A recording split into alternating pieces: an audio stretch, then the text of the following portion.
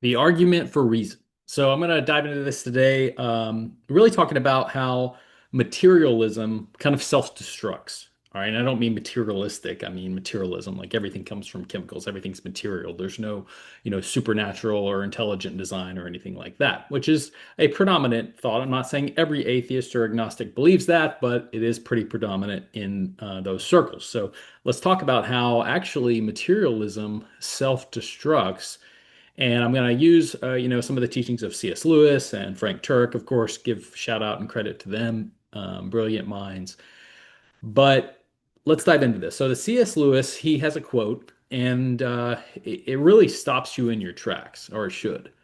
Okay, and I love the way he says it with this crisp, like the British way that just cuts right through the fog. And essentially, he says, if there's no intelligence behind the universe, then no one designed my brain for thinking. My thoughts are just an accidental byproduct of atoms in my skull. But if that's true, I can't trust my thinking at all. And if I can't trust my thinking, then I can't trust the arguments for atheism. So unless I believe in God, I can't believe in thought. Now, I know this is a little heavy. I'll stay with me. If I can't believe in God, if I unless I believe in God, I can't believe in thought. And I can't use thought to disbelieve in God. So hopefully I didn't lose you. All right, so let's break it down in everyday kind of plain language. If atheism is true, and what I mean by that is the belief that there's no God, if there's no mind behind the universe, then everything you think is just a result of blind, unguided chemical reactions, right? Not truth, not logic. They're just neurons firing for no reason. Meaning every conclusion that you draw, including the one that says God doesn't exist, it's just a cosmic accident. And this is what I like to say to my atheist friends, and yes, I have atheist friends. If your thoughts are the results of random chemical reactions, why should anyone, including you, trust them? Do you see the problem? If atheism is true, reason kind of goes out the window, or not kind of, it does. But the moment an atheist tries to reason to argue for, reasons for atheism or against theism, you're borrowing from God. The very thing atheism can't explain. Reason, logic, truth. These aren't chemicals. These aren't physical. They're not made up of atoms. They're immaterial. They're universal. They're unchanging. 2 plus 2 equals 4 here as it does across the world. And they only make sense if there is an immaterial, rational mind behind the universe.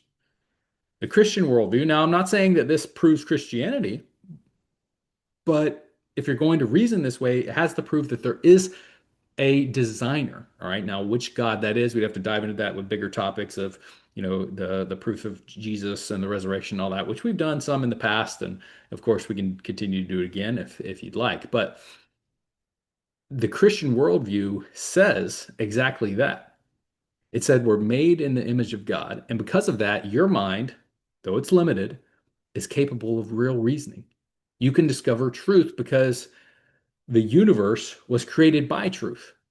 Think of it this way. All right, so if there's no God, then your brain is like a Pepsi bottle, Coke bottle, whatever your drink of choice is, right? Just shaking it up, fizzing randomly on the ground. And mine is like let's say use Sprite, right? I'm a bottle of Sprite that shook up, I'm fizzing on the ground next to it. You don't get truth from fizzing chemicals. You just get noise. You get movement. But if God exists, then your mind is the creation of a rational being who designed you with the ability to think, the ability to reason, and follow evidence where it leads.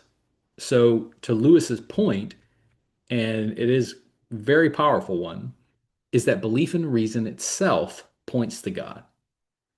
If you trust your ability to think, you're already assuming a worldview where thinking actually means something. You're already assuming God. So here's the takeaway. When you use your mind, you think logically when something inside you says this is true, this is false, it's not just firing neurons. It's not blind actions. you're reflecting on the image of the one who is truth, who is reason. So we can't be ashamed of that. We can't back down from that. And we can't let anyone tell us that faith and reason are opposed. They are not. Faith, I'm sorry, reason itself rests on God. And like Lewis said in his quote, once you see that, you realize something very stunning. You can't use thought to disbelieve in God because the very ability to think points straight back to God. All right. So I know today was a little bit heavy on the mind, but it's a very important topic, very powerful one. And I hope you got value from it. Take care and God bless.